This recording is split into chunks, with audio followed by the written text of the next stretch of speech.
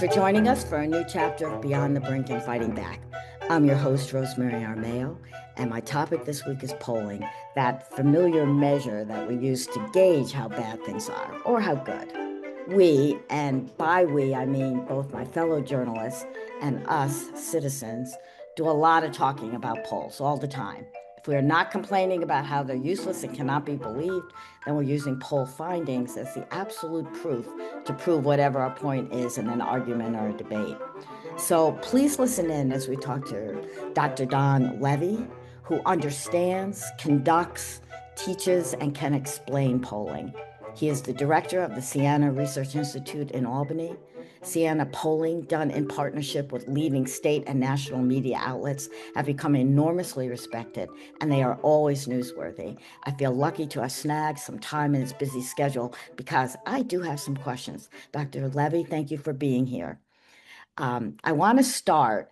Well, first, I'm going to get you in a few minutes to talk a bit about how polling works or is supposed to work. But I'm a journalist, so I'm going to start with an obnoxious question first, and it is this. Had polls been right, John Kerry might be president, Hillary Clinton would have beaten Trump, and Andrew Cuomo would be the mayor of New York City. So why then is there such a reliance on them in political reporting, do you think? Well, it's great to be with you. Thank you for having me, and certainly appreciate that question.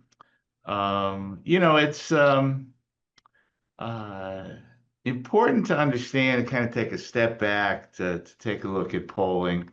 Why do we do it? Why, Mhm. as an industry, do people like myself devote our entire lives to trying to measure public opinion and report it? At base, I think that folks like myself feel as though we contribute to the democratic, with a small d, the democratic process here in our country. What we seek to do is to measure a representative sample of the population on whether it be a behavior, an issue, an intended vote, and then to report that information to journalists, to politicians, and to the public. Um, some time ago, I wrote a piece and I described what I then termed to be the 4P process, and to Okay. talk about how we as pollsters are nested within this 4P process. And we've already touched on all the actors in that process. Um, we seek as pollsters to measure public opinion. We speak Mhm. to people. Um, and we report that information to politicians, the third P, Mhm. through the megaphone of people like yourself, the press. And Mhm. this is an interactive process that takes place in and amongst these 4 Ps. Um, we as pollsters don't have the megaphone, nor do we move legislative action like either the press or the Mhm. politicians. But what we do have is the ability to interact with a representative, that's the second time I've used that word, representative sample of the public, so as to give voice to their concerns, to their behaviors, to their opinions, um, and to provide that to folks who either can take action based on that insight or use their megaphone to report it to a wide audience. Now, we all speak to people in our lives. If you're a journalist, you speak to people who you have an opportunity to interview. If you're, and some of your listeners, you speak to your friends, your family, your associates, and there's a tendency to start to believe that everyone in general in society believes or acts in the way that your circle believes. Mhm. What we do, um, we speak to every different kind of person, whether we're polling the United States, New York State, the capital region. We speak to every different slice of life by age, by gender, by political affiliation, by income, by education, um, and give voice to that very wide assortment of people, many of whom hold views, engage in behaviors quite different from what I do, from what you do, from what you think is right, from what you think is normal. But that's our quest is to speak in a unbiased way, an open way to this uh, wide assortment of people, and then report that information. And we do that because we think that is our contribution to the democratic process that we all hold so dear. I mean, I think I'll make one other quick distinction, and then you can pepper me with your journalistically My friendly obnoxious questions. questions. Uh, is it, let's differentiate between two kinds of polls for a second. Okay. Um, the first kind is the kind that makes the biggest, loudest bang. It's the type of polls that you quickly referred to. Those are pre-election polls, the Right. polls that are taken shortly before an election or leading up to one, whether it's a primary, a general, a presidential, a gubernatorial, whatever the case may be. And most people hear about those and they say candidate A is up by 5 points, 10 points Right. over candidate B. That's one kind of poll. Much more polling is done that seeks to understand the attitudes, behaviors, concerns of the general population about things that are not the next election. That could be issues of economic sustenance, that could be health related, that could be about a potential legislative issue, but one that's not up for a vote right then. General population surveys, issue surveys, Right. and that's the kind that for us as pollsters, we tend to get less ink about those and far more ink as soon as we say that candidate A is up over candidate B. So I'm going to constantly lobby in the short time that we have together to listen to seek to use, to reflect on the insights in general population surveys, as opposed to just the very small universe of pre-election surveys. Okay, so it sounds to me, doctor, like you have, as a pollster, some of the same problems as politicians. You're saying, well, we're just misinterpreted. We are using information that came to us. It's accurate. We cannot really account for how other people look at it. But both of us, I'm sorry, pollsters um, and reporters, the press, have a very low level of public confidence right now. Talk a little bit about the state of your field right now. You took some hits, the field took some hits in the election predictions, and they were not the type of poll you want to talk about, I understand, but you took some hits because they were inaccurate. And now you'll hear many journalists, they still report on them, but they always have these caveats like, why are we listening to it? Doesn't that annoy you? Well, first off, I'll take issue with the premise of your statement, of course. Okay. Uh, we, as I'm sure you know, in the polling that we do at Siena, both on our own and the polling that we do in conjunction with our good friends at the New York Times, Right. we're named by several entities as the most accurate pollster in America They were. 2 years in a row.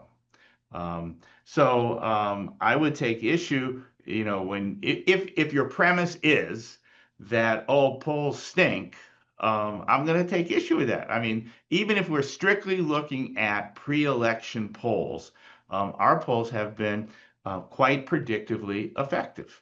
Um, if we want to speak about the recent argument that polls are inaccurate, that's kind of a specific question about a tendency in some polls to underrepresent voters who tended to vote most heavily for President Trump in some states.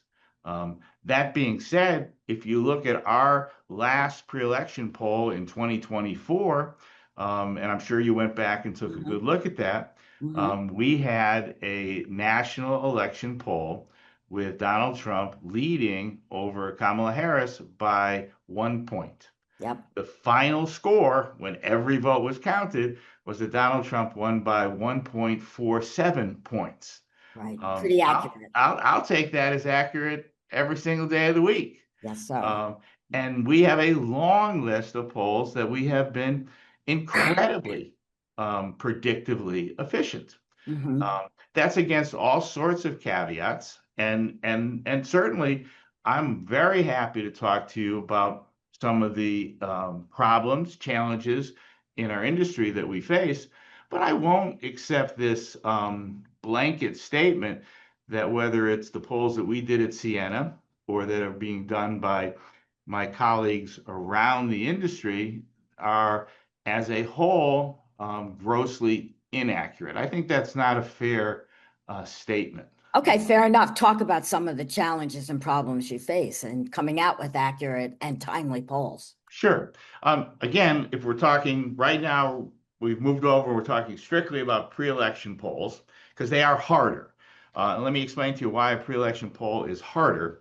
Because what you're doing is you're speaking to a sample of people, in this case, voters, um, and you're generalizing to a universe of people that exists at a point in the future. Hmm. So if it's 2 weeks before the election and you're asking me, okay, give me a poll of Pennsylvania, give me a poll of the nation. So I'm interviewing people in that geography, and I'm assembling their results and I'm publishing it 2 weeks or 10 days before an election. So I'm generalizing to a universe that exists in the future. So you hear a lot in pre-election polls, of course, between the difference between polling registered voters and likely voters. This is a likely voter poll. Um, but no one, not me, not candidate A, not candidate B, knows exactly who's going to show up and vote on election day. So that's one of the challenges is we're talking about a universe that doesn't exist until some point in the future. So what do? We have to model that universe. We have to, based on previous behavior, current trends, and the stated likelihood of people that we interview, project what that universe is going to look like. What's the ratio going to be between Republicans and Democrats? Are young people going to turn out at, below, or above the rate at which they turned out last time? How about people that are, Black Americans, Hispanic Americans? Is there going to be changes just in the degree, the percentage of the electorate that they represent? Now we do that in a certain way, which maybe eyes are starting to glaze over at this No, point. no, no. Uh, but the old method of ascertaining likely voters was to get people on the phone in the interview and to ask them a series of questions about how likely it is that they're going to vote. Um, you know, uh, how likely is he going to vote? Do you know where your polling place is? How much attention have you been paying to the election? And based on your answers to those questions, you would either be included in the poll or not included in the poll. Right. About 10 years ago, we developed a different methodology. Our view was that anyone who is registered to vote has a greater than zero probability of voting. So what we do is we compute a probability that each person that we speak to is going to vote based on their prior history. We alter that based on a model of the electorate that we have researched and say that in this case, we think that older voters are going to turn out at a higher rate, et cetera, et cetera. And then finally, when we get you on the phone, we ask you your probability. We merge all that together into a single score, and then we apply that score. Here it comes, drum roll. We apply that score as an iterative weight. The same way that we may weight the sample ultimately by gender, by education, by income, we weight by vote probability. Simply put, if you have voted in every single election since the day you turned eligible to vote, and you tell me I would move hell and high water to vote, then your probability to vote is extremely high, and I will treat you as such. If you're someone who votes intermittently, and when I speak to you, you say, "Yeah, I'll probably vote," then your weight is going to count less. I don't kick anybody out. That's an old theory. I think a lot of people have come over to more similar to the way that we do it with this computed and stated probability and applying that as an iterative weight. So that's our way of treating likely voters. But still, when it's all said and done, if I miss the percentage that Black voters are going to comprise within an urban center, if I miss the percentage of people 55 years of age and older who are white, retired, and don't have a college education, then the final model on election day could be slightly different than the model that we have projected. All that is what keeps me up at night. It is extremely difficult and extremely challenging, but we work, as you can tell, I think, by my long-winded description, very hard at it. Here's the next thing that's hard, okay? Okay, Uh, your answers, by the way, are generating like six new questions. So watch it, or we're going to be here all afternoon. sure. I would expect no less, of course. Um, It is difficult, of course, to get this representative sample, even if the model that the electorate that we project is pinpoint right. It's still difficult to get that. So, and it's expensive. Now, the way we do it, if we're polling the nation, let's just bring it down to say this is New York State we're doing.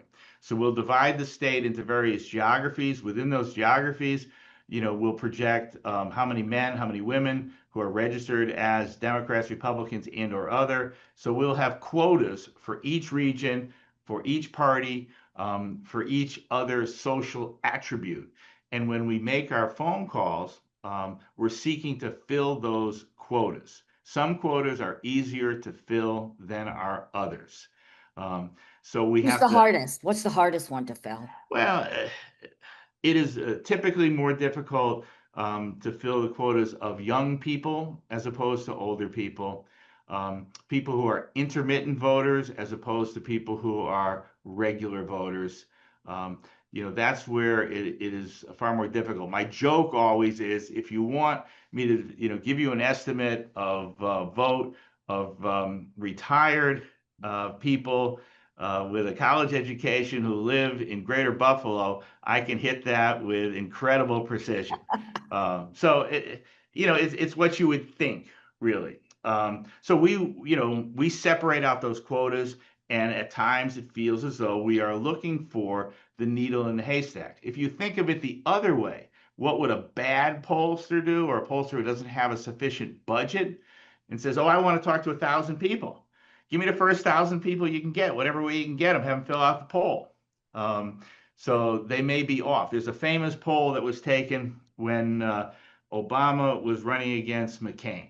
Hmm. And there was a poll in California that was published, banner headlines, Black vote heavily favors McCain. And so on its face, everyone said, well, this doesn't make any sense. But it was a big poll. And when I saw that and I looked under the hood and I got a hold of the folks who did it, I said, well, can you tell me what you did here? And they shared with me that they, in that poll, should have had a sample of about 150 Black people. Uh-huh. They had six. Whoa. And they took those six people and they treated them as if they were the 150. It's a technique called weighting. So they weighted the opinions of those six people up to represent 150, and they happened to find, which is of course possible, they happened to find of six people, they found five who preferred McCain to Obama. And that was broadcast all over Wow. the national press at that point in time. Nobody took the time to say maybe this was an error in data collection. Well, Dr. Levy, there was another famous poll done after the last election in Iowa that showed Kamala Harris was going to beat Trump in blood red Iowa. Right. It was wrong, it was incorrect, and Trump has sued. Is that the correct way to deal with bad polling? Well, um, I'm not going to take a position on whether people should sue pollsters. I think that I bet you're that against poll, that. that I was bet a you're against that. I'm typically basically against that. That was Ann Selzer's poll. Ann Selzer had a reputation as being the gold standard of Iowa pollsters. Right. And she made a methodological decision that certainly I don't agree with. What she did in that poll is she did not take educational attainment into consideration when she was looking at the quota groups that I just finished describing to you. So she had too many people who were college educated. So she ended up with a group that was not representative of the people that were going to turn out and vote in Iowa the following Tuesday. Right. That's the method she had used for a long time. She used the same method she continued to use. We had certainly found from 2016 on that educational attainment was extremely important to gather when you interviewed people and to weight and or quota your sample to make sure that the educational attainment of the people that you ended up interviewing and represented in your poll were representative of whether it's Iowa or the nation as a whole. She did not in that case. Okay, so do pollsters all get together and talk about these kinds of things and say, hey, you got to count education. Yeah, you got to make sure you have enough blacks in a national sample. Do you compare notes? Oh, absolutely. Absolutely. We are a highly interactive field. We virtually every pollster of any repute belongs to the American Association for Public Opinion Research, known as APOR. We have publications, we have online listservs that we're constantly in communication with one another. We argue. We say, no, no, no, I don't think that's the way to do it. Yes, yes, yes. When we have high levels of error, then we will typically bring together a large task force of people to study what took place and to make recommendations how one might address it. Um, After the underrepresentation of Trump's support in both 216 and to a lesser extent 224, Hmm. um, that we found as an industry a problem that was affecting many of us was what we called non-response bias. Right. Okay, so let's take a an area that ended up voting for Donald Trump overwhelmingly. Hmm. There were some areas of the country, Pennsylvania, upstate New York, where Trump support reached as high as 75 to 80% of the votes cast. What we found is that there was a systematic tendency of Trump supporters to be less likely to respond to public opinion polls. Perhaps it was because the president had taken a position against what he called the fake media, continues to call the fake media. Perhaps polls were seen as part of that fake media enterprise. And so there was less of a tendency of Trump supporters to participate. So let's say I had my fancy quota system and I'm calling upstate New York or I'm calling central Pennsylvania and I'm looking for the appropriate number of white, non-college educated voters who I believe are where the Trump support is great. And I end up with in that region a response rate that is, say, 62% Trump and 38% for Harris. Okay. And I look at it on its face and I go, well, that's a shellacking, right?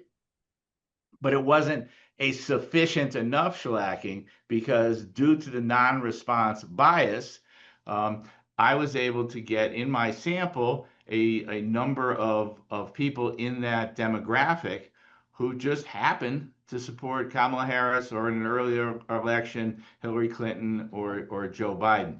So that tendency tended to repeat itself in any number of different places around the country. And if you looked at the error in some of those elections, it wasn't in the urban centers. It wasn't even in the suburban centers. It wasn't Bucks County. It was in the rural areas of the country that voted not just overwhelmingly, but super overwhelmingly for President Trump and against the Democratic candidates that he had run against. So that was an issue that polling tended to face. And when you looked at election returns and, in 2020, I looked at them and I looked at not just ours, but I looked at about 65 polls that were taken in the last 2 weeks before the election. And of 65 polls done by, everyone from CNN to Fox to Reuters Ipsos, ABC, you name them. And of the 65, there were only three that overstated the Democratic return, excuse me, overstated the Trump vote, Oh, and the balance of them overstated, even to a modest degree, the Democratic return. And so that was an outcome of this systematic response bias, which is a challenge that we face.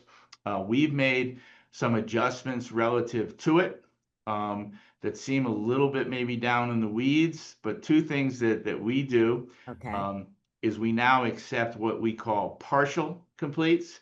So we found anecdotally that we'd get somebody on the phone and say, "Hi, this is Don calling from Siena. We're conducting a short opinion poll." And the respondent would say, "Trump," and hang up.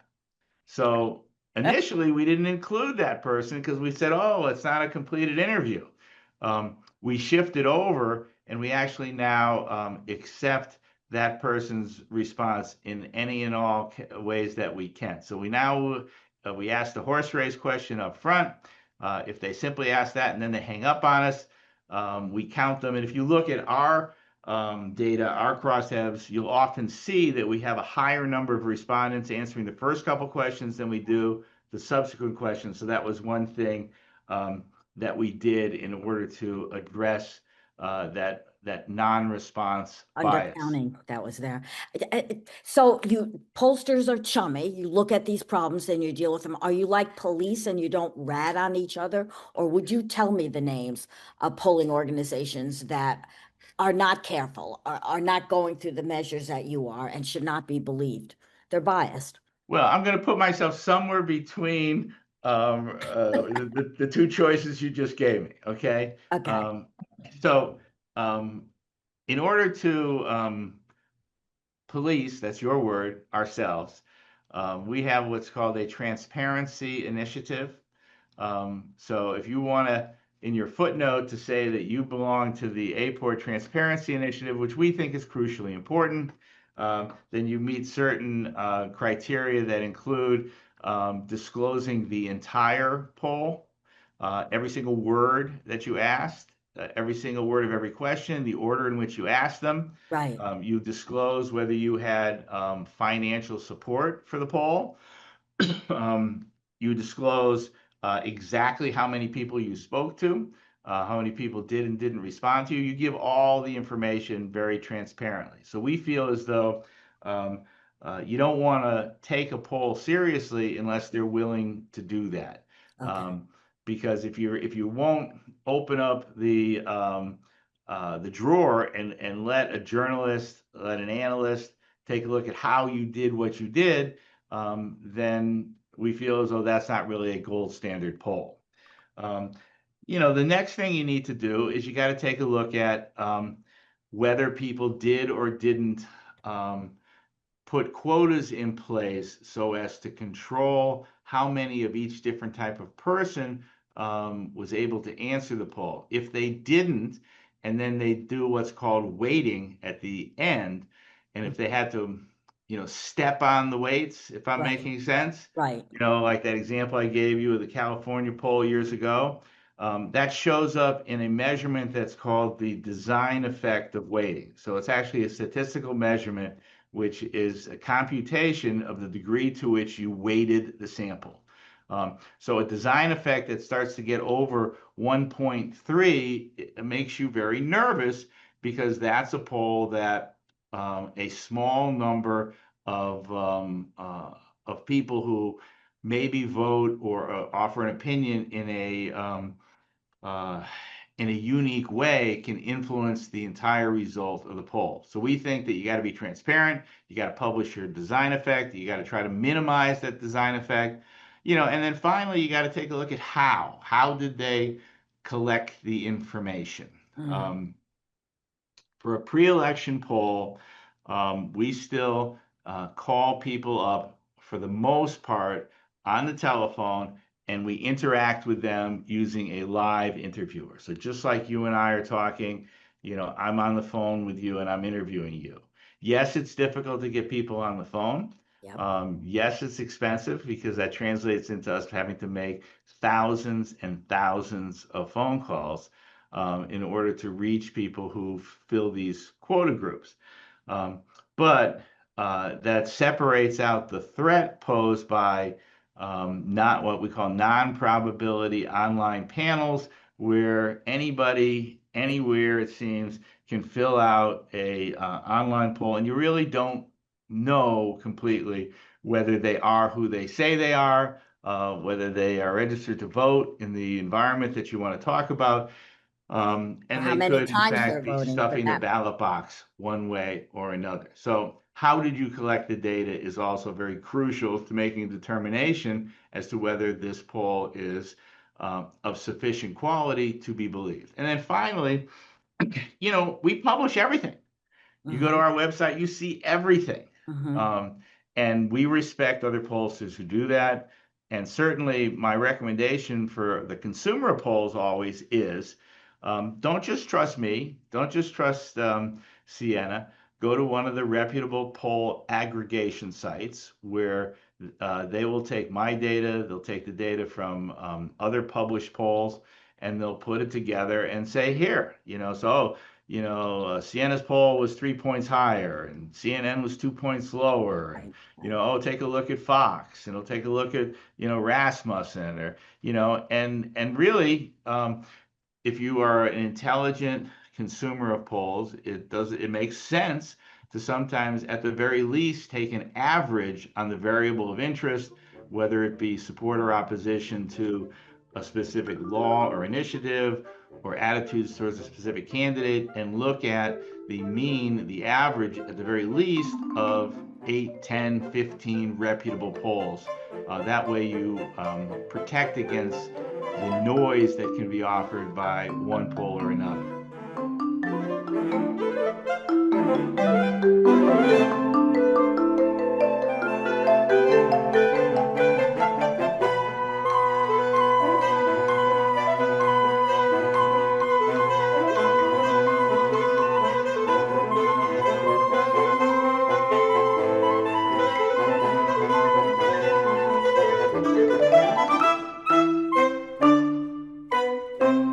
Dr. Levy, that was a thorough and excellent answer, but I noticed you didn't say, well, the top three pollsters that I would go to, and you put yourself in there. You cited Siena's reputation, so it's important. You've not named any that were so bad you would ignore, or one that you look at this poll. Rasmussen is the one you'll always hear. That's a Republican-leaning poll you'll hear. So consider that bias. Do you don't agree with that? You would not name them, ones that are good and ones that are bad. Well, I'm not going to name anybody by name. I think that's the That's consumer bad. of the poll, has the ability, if they don't adhere to those standards that I was talking about, if they don't belong to Then the transparency initiative, if they won't say, here's the poll, then they're um, not good. you know, I mean, I know that you had an interest in talking to me about a specific polling instance recently in New York State poll where we Oh had one yes. number Let and me let me set let me set this up for the listener, okay. because I did tell the doctor that I was going to ask him about this. Was back in October, and there was a poll done in New York State by Siena, by his institution. And I found that Kathy Hochul, the governor, had a commanding 25-point lead over Elise Stefanik, who was at that time considering and actually did make and then later canceled to run for the governor's position. And then a second poll was released by the Stefanik camp just 3 weeks later. It had been commissioned by one of her PACs, and it showed the governor had only a 5-point lead. So the Times Union, the newspaper in the capital, columnist Chris Churchill wrote about that, and he speculated that there were only a few ways that this might have happened. One was that the polls are worthless. My initial question to you, Dr. Levy, that two, the pollsters were lying or biased, sort of my second question, or three, that one poll looked at registered and the other at likely voters. So which one of those would you pick? Well, it's a couple of those things actually. Everything is always more complicated than it seems. First off, at that point, a year out from an election, as we make very clear in our release, are polling registered, not likely voters. Um, I'm not privy to the sampling methodology of the other poll that was done on behalf of the Stefanik campaign at that point, but let's assume that they polled likely voters. So that would account for some difference. The universe of registered voters is different than the universe of people who end up showing up and actually voting. in New York is a really interesting and somewhat unique case in that, as you well know, there's two Democrats registered in the state of New York for every one Republican. Hmm. However, very seldom on election day is the difference between Democrats and Republicans 2 to 1. That being said, I took that data because that was certainly noteworthy at the time, and I took our data and I reweighted it as if it were a pre-election poll. In other words, instead of there being 2 to 1 Democrats to Republicans, Uh-huh. as was in our poll, because at that point in time we were interviewing registered voters, I said, well, let's see, what if this was an election? And let me weight these people to actual turnout, which is about a plus 15 points rather than plus 24 points D to R. Okay, so we got a little closer. Then I looked at the Stefanik poll and I found, isn't this interesting? The Stefanik poll, when you looked under the hood, they were about a plus 4 points D over R. Now, there has not been an election in several decades in the state of New York, at least, because that's how long I've been here, where the difference between Democrats and Republicans has been +4 or +5. So it was, they had, to my view, a model of an electorate that had no historic precedent and Basically. no likelihood to turn out. But you could have taken the exact same people and ended up with 25 points or 5 points because you changed the composition of the electorate. Um, Now, my poll was not an attempt to do a likely voter poll, it was registered voters. When I moved it to likely, it got closer, nowhere near 5 points. I think that the poll that the Stefanik people put out may very well have been a completely honest poll, but a completely manufactured composition of the electorate. Very interesting. Another example that happened just recently. I also told you I was going to ask about this was during his State of the Union, President Trump boasted that 80% of the citizens in the country agree with him that requiring a proof of citizenship when you vote is a really good idea. And not just Republicans, he said, not just Republicans, 80%, 80% of all voters, all parties. And critics then pointed out that the poll question that elicited that sort of percentage did not specify how voters were to identify themselves at the polls. So, in other words, if you're asked your name and where you live, that seems reasonable. If you have to produce a birth certificate or a passport, not so reasonable, and you might get a different result. So, your speech before, your kind of mini lecture there on the sorts of things that pollsters have to do, we teach that in journalism school too. And data journalist G. Elliott Morris is his name. He's written a lot about the phrasing of poll questions, which is what I'm getting at. And the popular columnist Gene Weingarten constructed a poll recently based on Morris's findings. So that's why it's in the news. And the point is that that wording can be so manipulative or leading. We know that, but it also has nuance in there too. It's a whole lot more than just figuring out if I'm asking a leading question, which you get typically on stupid polls that come from parties just before elections. Like, do you think Donald Trump's going after the press isn't the best idea in the last 100 years? Those sorts of leading questions we obviously think are wrong. But the phrasing of the questions is so essential to this and so essential to the analysis. Tell me about the work that's been done to improve that over the past few years. Yeah, I mean, I think that that sort of goes back to my first comment about that 4P process. Mm-hmm. That we're just the pollster, and what we do, if you go on our website and you look at any poll that we've done, you have access to the exact question wording that we read to respondents. Um, we seek to be as completely transparent as we can. Transparent. And certainly, if you read one of my questions, and it's happened where someone says, I take issue with how you asked that question. That's a fair criticism. Mm-hmm. What sometimes will happen on the part of some of our elected officials or candidates, or perhaps even some folks in your field, they will paraphrase, summarize, cherry pick, um, and Guilty, will yes. seem to cite a polling question that actually may have asked something slightly differently. I'll give you another example. We've asked, of course, a lot of questions about the deportation of people that are in the United States illegally.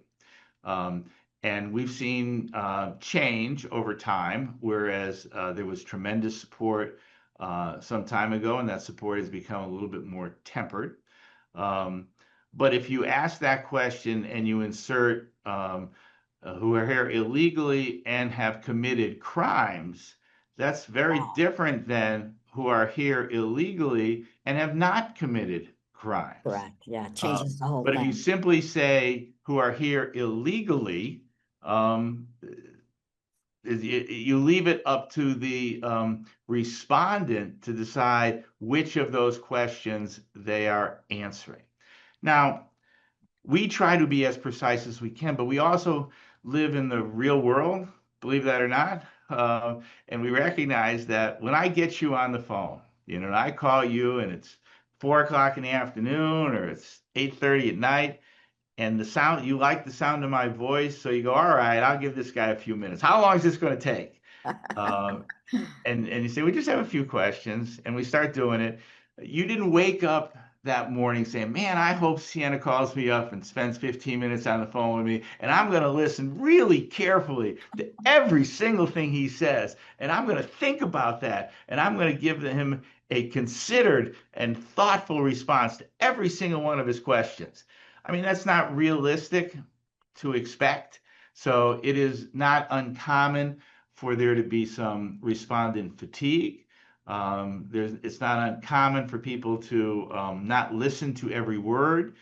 So we try to, frame our questions as succinctly and clearly as possible, and give people an opportunity to respond, even if they start to get a little tired. Now, whether politicians and or pollsters working for them or parallel to them might ask questions in a way to solicit answers that go one way or another. Of course they do, and that Mhm. tends to reflect badly on pollsters. Yeah, Certainly, a lot more people are going to hear whatever the president of the United States has to say than are going to go visit Siena's website and spend 15 minutes reading the exact words of my poll. that's true. That's So I true. just don't have the platform, of course.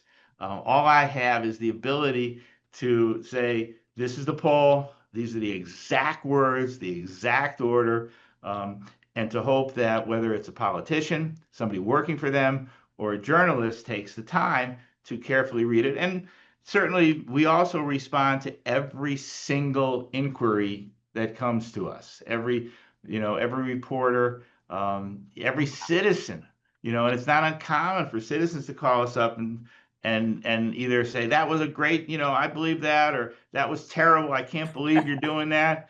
But we respond to every single inquiry. This is all fascinating, and again, I'm getting more and more questions. You're answering them, and I'm generating new ones as you do that. I want to talk about the Gallup organization right now. Respected pollsters, long, long, long in the business. They eliminated horse race polling, and recently decided to drop those presidential approval polls. And I have to say, it looked like they were trying to bend the knee to Trump, who's unhappy with his approval ratings lately. Um, what do you see as the reason for that? Was it some sort of acknowledgement that there's a fallacy to polling? Is your organization or other organizations considering following suit?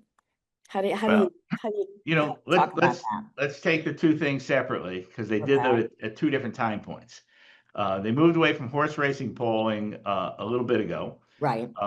And I respected them for that decision. That was the same sort of problem that I was talking with you about earlier, the difference between pre-election polls and general population issues polls.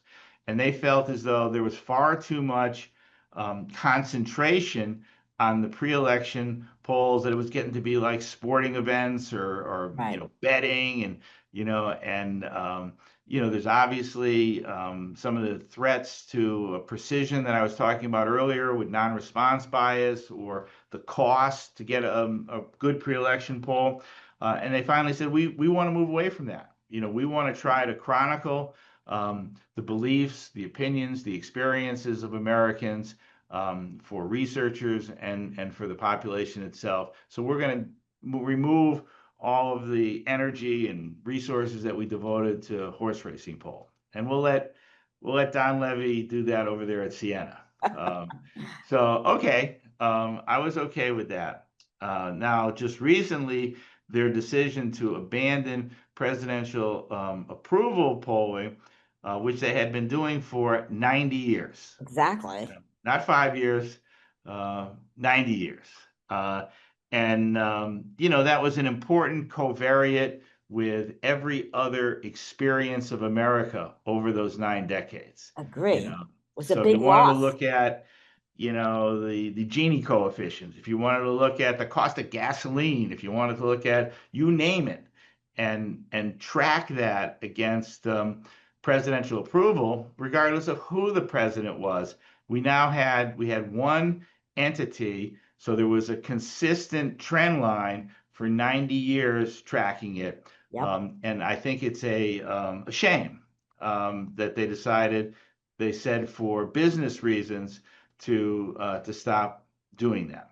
Now, we will continue to do presidential approval. We do, of course, here in the state of New York, we do gubernatorial approval, and we will continue to do that at present. Now, that isn't to say that politicians in general um, don't always respond warmly and friendly when their approval rating numbers are lower than they believe they ought to be. So there is certainly a little heat in the kitchen with presidential approval ratings. Now, I will point out that Gallup's last presidential approval rating was quite negative for the current president of the United States, Hmm. even more negative than the average of about 18 pollsters had in January.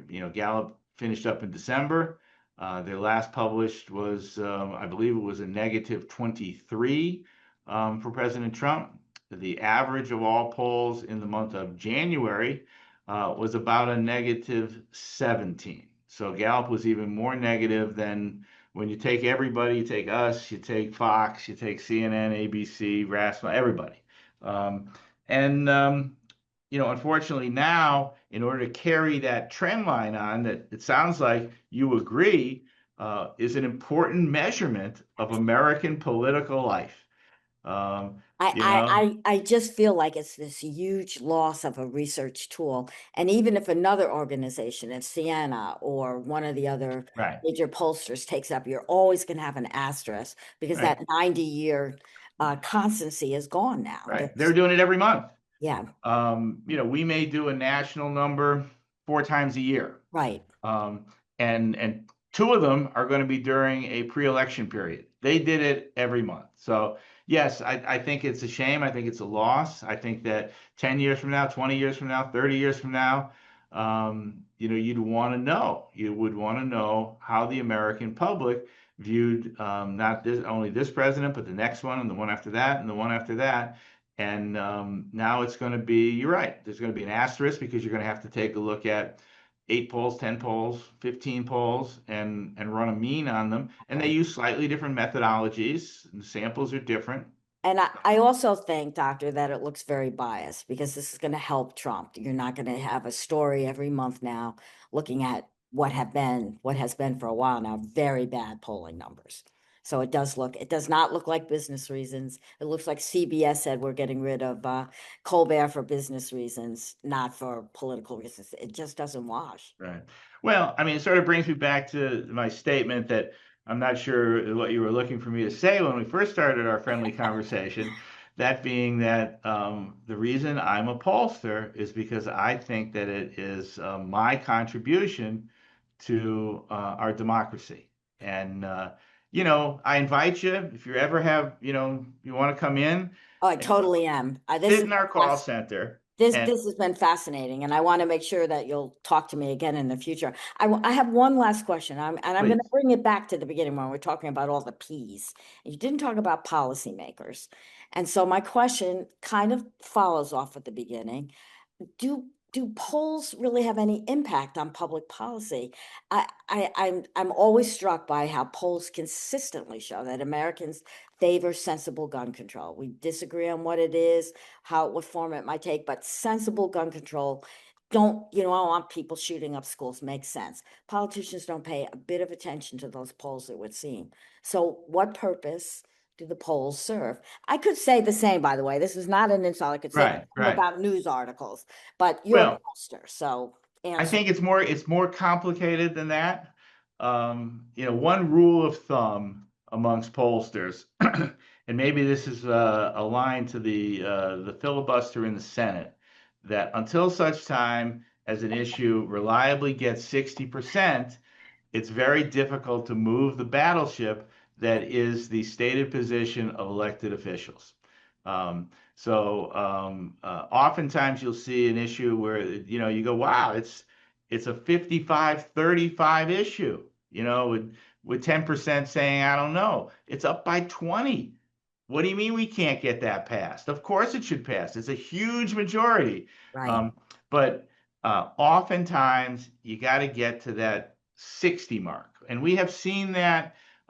We saw that with legalization of recreational cannabis. As soon as it hit 60, boom, something changed. gay marriage, another. Same-sex marriage, Yep, made it to 60, changed. fascinating. So, politics, I don't have to tell you, are a complicated game. You've got the multiple houses of the legislature, you've got the executive branch. It's difficult sometimes to move a piece of legislation. Um, but that seems to be the rule of thumb relative to public opinion in a geography as clearly defined as, say, a state. Now, when you get national, then you've got all sorts of other currents at play as well. And so you can have an issue that's well over 60%, but it's Right, 60% of the popular vote, not 60% of the electoral college, of if you college. will. Yep, And I so got it. it's hard to move the appropriate senators and representatives if that's the case. I think politicians do pay attention. I know they do because they call me up and they scream at me. Um, and or their representatives will certainly lobby, saying, "Oh, you didn't frame that question right," or "Why aren't you asking about this?" So they do pay attention. They do incorporate when the results align with their stated position. Then they'll stand up there and talk about the results. I have one. I mean, I was recently on a dais with one elected congressman who has been a fixture in New York State politics going back, 15, 18, almost 20 years. And at one point we did a poll, and this was about granting driver's licenses to undocumented immigrants. You may Right. remember that as an Yes, issue I during do. the early years of the Spitzer administration. And so we had a poll, we had a specific number, what percentage of New Yorkers supported that. He stood in front of that press conference, and they got hats printed up with the number that was on the Siena poll. It was a number that he liked. So he used that number. In the years that have followed, there have been any number of times where that particular politician has objected and argued that I had no idea what I was doing, that I was a complete flack because he didn't like my number. So they do pay attention. They don't always take action based on the measured will of the people. Okay, I lied because I do have a last question. Why is there always such a high percentage of people who answer when they do answer? I don't know, or I haven't decided yet. People are not stupid in America. I do not think Americans are stupid. Why is that there? They don't want to answer you? Well, we probably don't have time to that's a doctoral dissertation or Oh, three. wow. Um, You have and to come back. You have to come back on this. I'll Oh, come back and speak fascinating. about that. I mean, I think there are some issues where you'll get a don't know in the low single digits. A lot of times it'll get up into the mid-teens. Right. And it is true that not everybody has an opinion about everything. Some research shows that if you're going to ask somebody about 20 issues, there's only about 7 that they feel strongly about. And they call it the zone of ambivalence. Oh, And wow. and the balance, they just go, I don't know. So there's only so many that you can run to the barricades over. That said, it's also something that we work with our interviewers really hard to reprobe. If you're a little lazy as a pollster and you take don't know and just move on. So what we'll do is we'll reprobe oftentimes on that issue and or give people an opportunity to strongly support, somewhat oppose, or strongly oppose, because you might not be all the way on an issue, but we want to see if you lean one way on the needle or another. So don't knows are not satisfying to pollsters. Right. So a good pollster, I think, someone who trains his interviewers to go the extra mile. And there's a whole nother conversation about what it's like to be an interviewer, someone on those phones. So Again, I find this fascinating. The parallels with journalism are amazing. We have run out of time. Thank you so much to Professor and Dr. Don Levy, who is a polling expert. He has been schooling us in this episode of Beyond the Brink. We end our podcast with the toast, and mine today, my symbolic toast, is to pollsters. Answer their questions, people. Pay attention to them. They're working hard.